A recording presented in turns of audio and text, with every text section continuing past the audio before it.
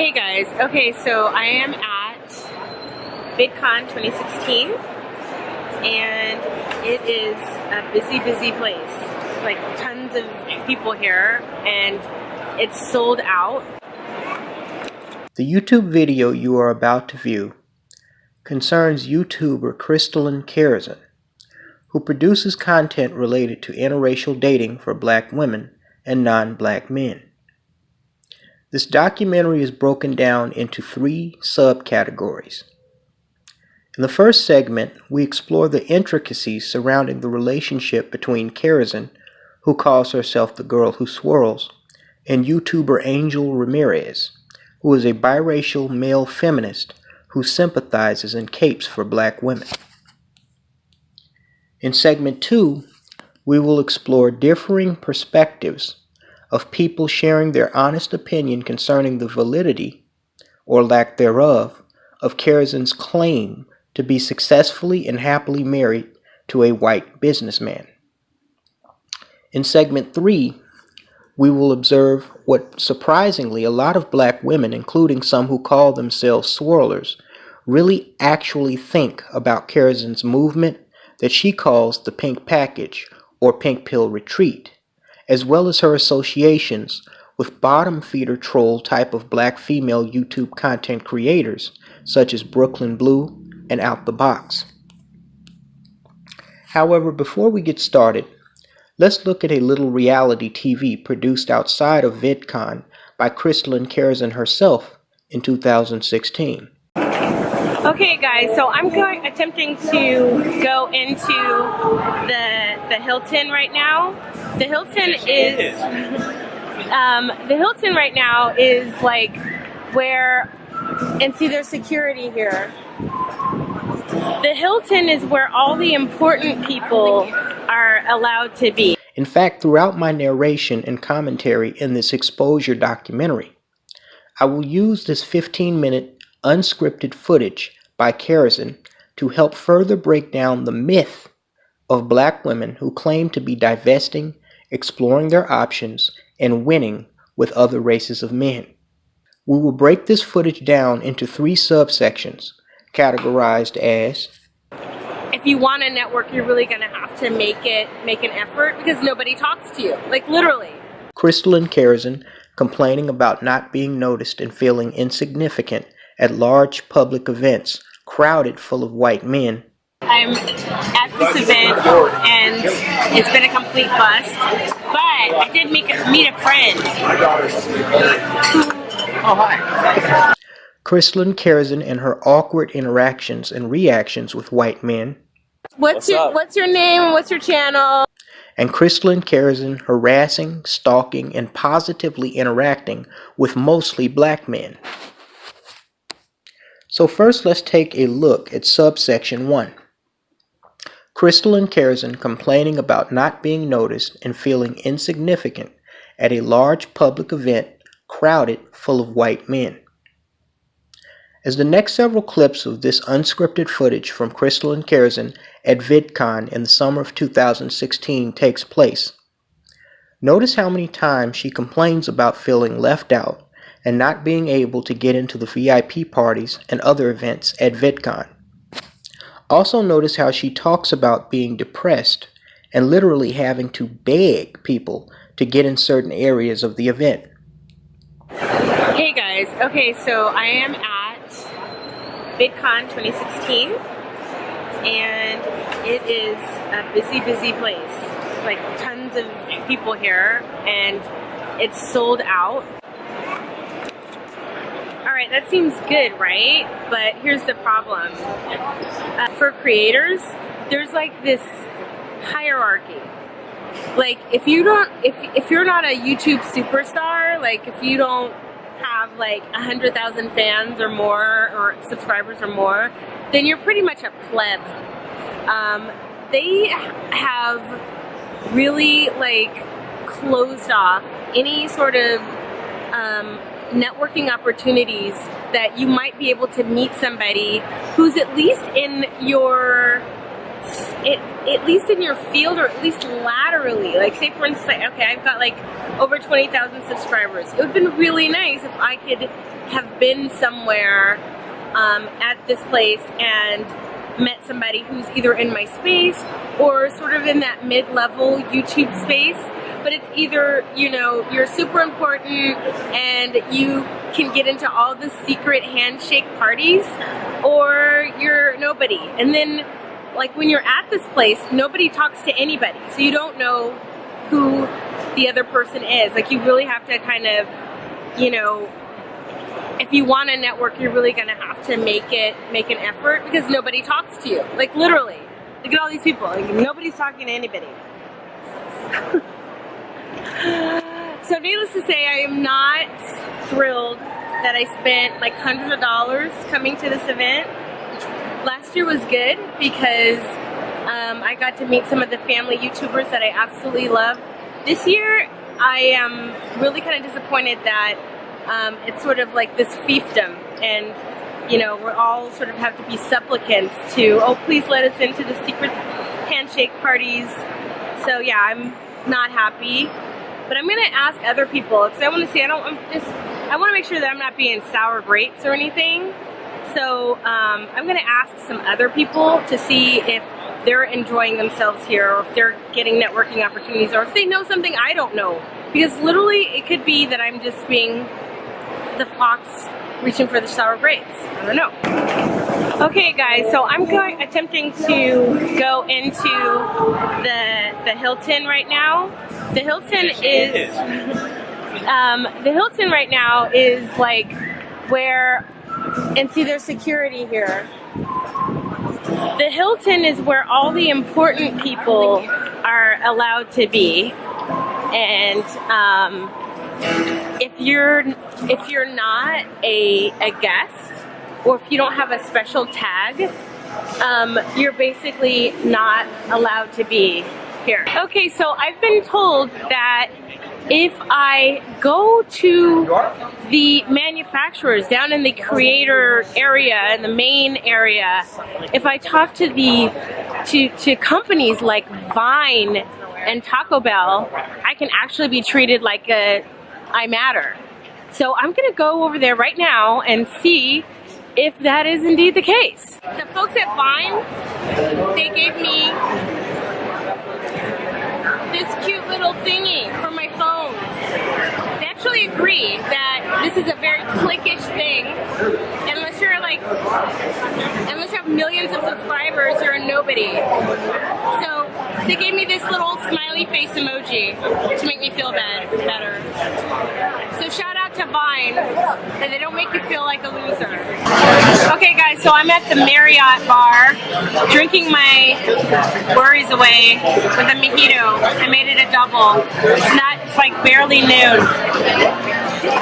But I'm so depressed that I'm at this event and it's been a complete bust. Okay guys, so I'm at the one and only, I think the one and only creator party that's going on up here on the second floor. And there is a bar, but you have to pay. There's no free drinks here. You know, unlike the VIP parties where they actually give you free drinks. Yeah, they're on a tab. However, this is the first time that I've actually been around more people, and people that I think actually might be willing to talk to me, even though I'm not quite that internet famous yet. So what is the moral of this story?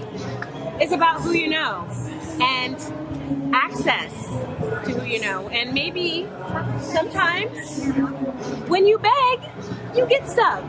If swirling black women who date interracially were in such high demand, why are they self-admittedly ignored in public spaces filled with mostly white men, and have to literally beg just to get in predominantly white gathering spots?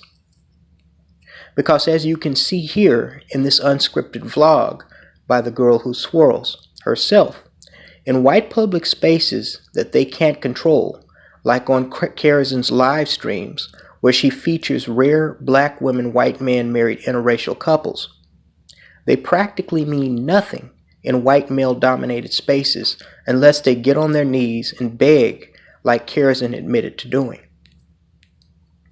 In the second subsection, we're going to take a look at the awkward interactions and reactions of Christelyn Karazin, the few times in her 15-minute video diary where she actually encounters white men that she could get close enough to talk with. Notice how awkward all of the interactions between Karazin and the white men are, as well as her interactions with a couple of them. And this is the second floor. So right here. So hi. So this is the security staff that won't let you in unless you are important, unless you have tags like that. Yeah, secure. Yeah, but it's being so exclusionary. Can you get into the exhibit, the convention? Yeah, I mean, well, everybody can get into the exhibit. But that's all you need. All you have to do is talk to the brands and introduce yourself. That's what you need to do. Establish yourself with brands. Okay, so if I were to go with my camera to like a brand, can you guys give me a Vine?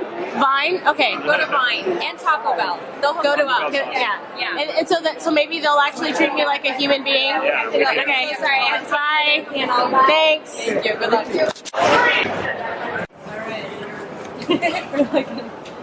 See the Samsung girls and the bodyguard that was here yesterday.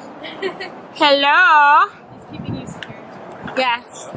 I feel so safe right now. So how do you feel about being at an event where, you know, the people who have the highest amount of views are sort of like they're in the secret parties? If you know the secret handshake, the secret password, you get in. But if you don't, like say right now, we're in Samsung right now, but at 6 o'clock, we're going to get kicked out. Why? Because we're not on the guest list. So, like... But that's when we go back to the hotel room and have our own party. Okay. It'll be better. Yeah, so I mean, there's that. Yeah. You always have your own party. But... Just so you know, the hot tub at my hotel is open till 11 p.m. tonight. Wait, you have a hot tub in your hotel? Yeah. Are you staying here? What the hell? You have a hot tub? But I did meet a friend who... Oh, hi. He's the Girl Scout chaperone. I am. But he says that he's not important too, but for a different reason. He just can't relate to the whole YouTube thing, which I can understand. So, anyway, I'm sitting here having a cold one with my new buddy here. And we're just going to be a couple nobodies together. Cheers! When I got here, I was on my way. The security guard over here, Carlos, got me in because they saw me and they were like, hey, let that girl into this party. And I got into the secret handshake party. Alright. Okay guys, so Hi, this is Josh. Josh, say your channel. My channel is Hoshnasi, Hoshnasi. And we've been having this drunken argument for the last, I'm fine. like... I'm totally How many beers did you have? like 3, but that's not... You had 3 beers? I had 1 drink and I'm sloshed. Okay, so... And a mojito, so 2. Okay. So, we were arguing about how I feel like I'm like a nobody. Yeah, you're not, but you're not. But You got a community. And you're like playing devil's advocate. You're like, well, I'm having a great time, and I was like, there's nobody in my vertical. My vertical is interracial relationships. And he was like, My wife is Chinese. My wife is Chinese. His wife is Chinese. We have And we were two interracial babies. And she's complaining about nobody's in my vertical. This technical jargon totally deflated the conveation. We spent the last 45 minutes I know complaining, and then it's like there's nobody here that gets me. I know, I get it. I feel kind of a little bit dumb. I get it. But here's No, the I'm thing. okay. But is your channel about interracial relationships? Ooh, What? they have chocolate. I feel better now. Ooh, yummy. Lemon bars or chocolate? I think I'm gonna have chocolate. What are you gonna get? Vanilla? Oh, you no. have to get vanilla. No, I'm not doing What? sugar. I'm not doing Okay, sugar. I have to do the swirl. There you go. There we go. For your vlog? Thank you. So you would like a napkin? I would like a napkin, but I can't. Thank you, Josh. So I do daily vlogs, and my children are prominently featured in my vlog. They're Eurasian. Yeah, or we call them Do you guys Hapa. call them that? Hapa. Hapas. Hapa. You know what? I need to have you featured on our sister site, Beyond Black and White Kids. Oh, that's great. Yeah. I want to do... My wife's a blogger. She's a mommy She blogger. is... Oh my God!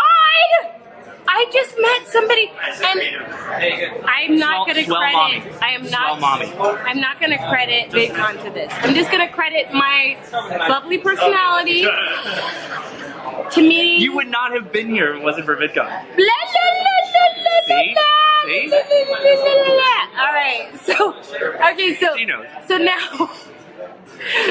I have a new potential vlogger for Beyond Black and White Kids. There you go. To blog about Hapa Kids. Hapa Kids. Which I'm really fascinated by. Yeah, it's awesome. Actually. You get both the combination of my wife, who's very traditional Chinese. She's a Buddhist. Oh.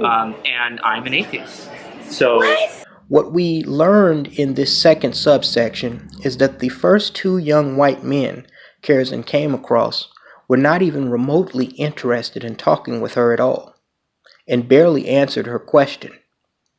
It was a young white woman who had to step in and give Karazin a hint on how to get into some of the VIP events.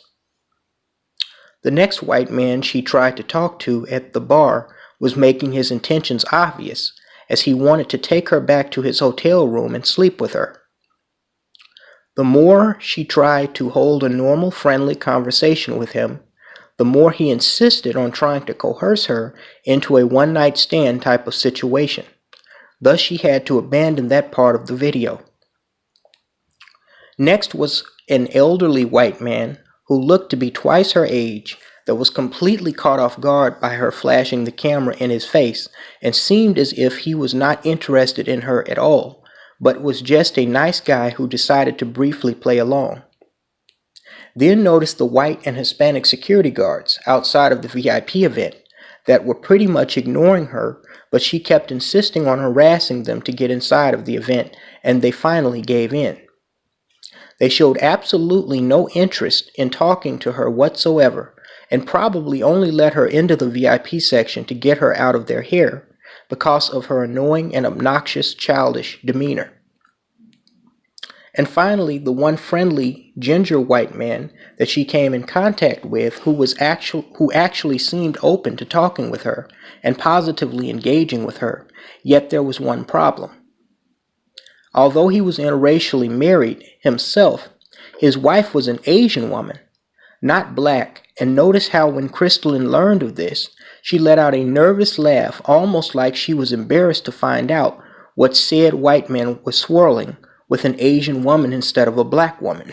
In conclusion, what we learned in this section is that Christelyn Karazin's unscripted experience at this event is a microcosm of what most black women who are seeking validation from white men come up against in the real world when pursuing the so-called pink package. Even with all of her makeup, looking relatively decent from a physical perspective for a black woman in her mid-40s, she managed to get completely ignored by most white men, and the only brief attention that she could garner from them was from a friendly old white man that looked to nearly be twice her age, who she sat next to in the bar and just seemed like he had the misfortune of being in the wrong place at the wrong time.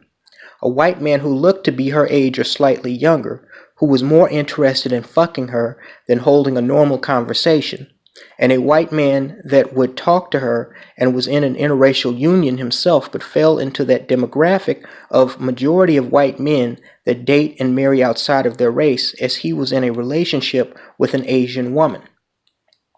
Thus, although this vlog from the girl who swirls is unscripted, it's still a microcosm of art imitating life when it comes to the reality of most black women who are seriously seeking and pursuing men of other races for more than just sex. It isn't as easy as they make it seem on social media.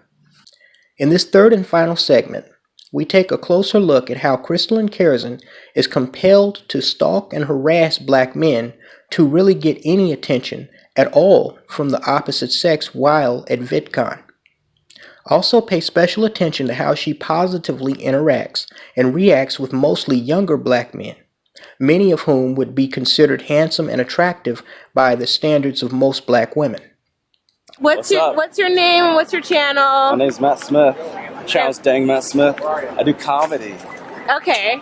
Now, tell me something. Like, how has the show been for you? Like, if you have a lot of subscribers, it seems like you can go to all the secret handshake parties. But if you're not, then what? All the cool kids are doing it. If not, you just gotta you gotta know people. You gotta talk to people. Find somebody who knows about the secret handshake parties, and then you can get in. Yeah, but don't you think it's like high school? It's like, you know what? Like, why are you paying? Why are you paying money? It's a popularity contest, but at the end of the day, you know, you might not like the game, but you gotta play. You still gotta play. You gotta play to win. It's competitive. All right, thanks. Bye. And I'm with Meech on Mars here, who has like over 100,000 subscribers on YouTube, and he also hasn't been invited to any of the secret handshake parties. Like, what's going I don't know on what here? it is. That's him, because he's a part of everything. Okay, so you're a feature creator. So yeah, I'm having this discussion because like if you're not like huge on YouTube, or you have like a bunch, or you have this feature creator thing, you're just basically a nobody. It's like high school. Yeah, it's well because I got to experience both. Oh yeah? Okay. Yeah. Oh Lord, because I was the first time I came here, I was just like a fan meeting other YouTubers, and as I got more subscribers and everything, like I worked really hard, and now like all the people that I was like meeting that I was a fan of, like now we're friends and shit. Oh, it's wild, it's amazing. I don't know if I was allowed to curse that. I usually don't curse. Period. Oh no. All right. But yeah. So I must say. Was another question? Yeah, I mean, but if you come here and like you just have a mere 24,000 subscribers, yeah, you can work and hustle. But what are you paying for? Just being like, you know, you come here and you spend hundreds of dollars, and it's like you're like shut out of all of the secret handshake parties. It sucks. That's the thing. Like, it's a horrible feeling. Because this place, it's grown so much. It's grown so much too. Because it used to be like 7,000 people, and now it's like 30,000 or something like that. Yeah, I was just getting worse and worse. Well, you have not encouraged me to pay for another ticket. Essentially, what happens is I'm saying just confirming that this is trash. a whole. Don't go. It's a click. Unless you're Tyler Oakley. Yeah. So once you have over 1 million subscribers, you do not matter to VidCon. They don't care. But about it's you. fun. Look, you're having fun right now. My daughter's having fun. I'm not. Where is she? She's I don't know. She's at one of the fangirl things. Okay. And see, if you're a fangirl or a fanboy, it's fun. But if you're like trying to hustle and work your, nobody wants to talk to you. Not any access to anybody that matters. I don't know. Like, is there any advice at all? I don't know. Just realize that if they treat you like you're worthless, like you probably are. Oh, so I'm worthless. Yeah. So anyway, I'm about to go in secret handshake party, and yeah. Bye, y'all.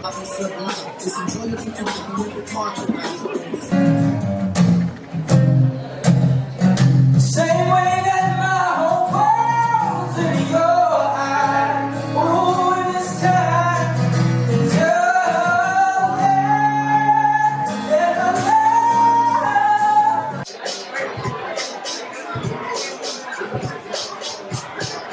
I've never heard of them. I really like your hair. Yeah, go ahead. It's like when people say, I just told her I was shy, and I'm saying go ahead and touch it. it's so thick. I love when women touch my beard. Do you like comb? Do you condition it when Yeah, I condition it with Pantene Pro V and He uses Pantene! Take note of the fact that even though Christelyn specifically came to VidCon for the sole purpose of getting into the VIP events, likely because she knew there would be a lot of white men that she could talk to and maybe even interview, after being stumped and almost completely ignored by the white male populace, just like most swirling black women, and black women in general who crave dick and attention, Christelyn instinctively switches to the default plan of pursuing, interviewing, hanging out, partying with, and even touching black men, many of whom seem to be half her age and in their early to mid-20s, around the age of her biracial secret love interest, Angel Ramirez, ironically. In this third subsection, we observed what many YouTubers have been addressing about the myth of black women garnering the attention of men of other races in droves. A majority of the men Christelyn interacted with verbally and physically were black men. A majority of the people that gave her the time of day were black men. And in spite of her calling black men troglodytes and unicorns on YouTube in front of other black women, she had absolutely no problem using black men to seek validation and boost her self-confidence as a black female who is wanted and noticed by men. In fact, even when she admittedly begged and actually did get into the VIP party, you notice she still was dancing with, acting silly with, and predominantly hanging out with black men. Not because she wanted to necessarily, but because just like with most black women, from the moment she came to this predominantly white-populated event, she was more accepted by her own race of man, and though she will never admit to it, she felt more comfortable, acknowledged, wanted, and secure with and around black men. And of course, as has been addressed throughout this video, how her white husband is of course MIA and nowhere to be seen in any of this. Also, as I was recording this, I took special notice of something else about the girl who swirls. Notice how, like most black women, she complains about having to compete in a situation and at an event where there are thousands or perhaps tens of thousands of other people involved in the same career field of being YouTube content creators and social media personalities as her. And like most black women, she expects benefits to just fall in her lap simply because she has deluded herself that she is the prize while hiding inside of her little bubble, deliberately misconstruing the fact that when she steps out of that bubble and safety net, she's just one of billions of other people on planet Earth fighting for survival and their place in this world. Notice how of the black male YouTubers that she talks to, none of them seem to have a problem at all with just being another YouTuber at the event. And keep in mind that some of them have much larger followings than her. Yet for Christelyn and other insecure, low self-esteem black women, being treated as nothing special or like they are royalty as soon as they walk through the door is a hard shot to their ego and lowers their already sagging self-esteem. This also helps further expose the myth of black women being strong and independent. Only a person or group of individuals who are mentally weak, emotionally needy, and socially dependent on the acknowledgement and validation of others complain about not being noticed and not being treated as if they were special. A truly confident person, no matter the race, gender, color, creed, or nationality, knows that they always have to be their own biggest fan and supporter, and to get to or near the top of any field of endeavor requires hard work, dedication, and discipline. And even if you get there, you still have to be self-motivated by the way you see yourself when you look in the mirror, both literally and figuratively. Also notice the sheer arrogance of desperate black women like Christelyn and Karazin, who in the era of #MeToo, where men are being scrutinized and persecuted for crimes as petty as brushing up against a woman's shoulder, women on the other hand think and feel that it is perfectly okay to stalk, harass, and invade the personal space of men that she doesn't know simply because she feels lonely and left out.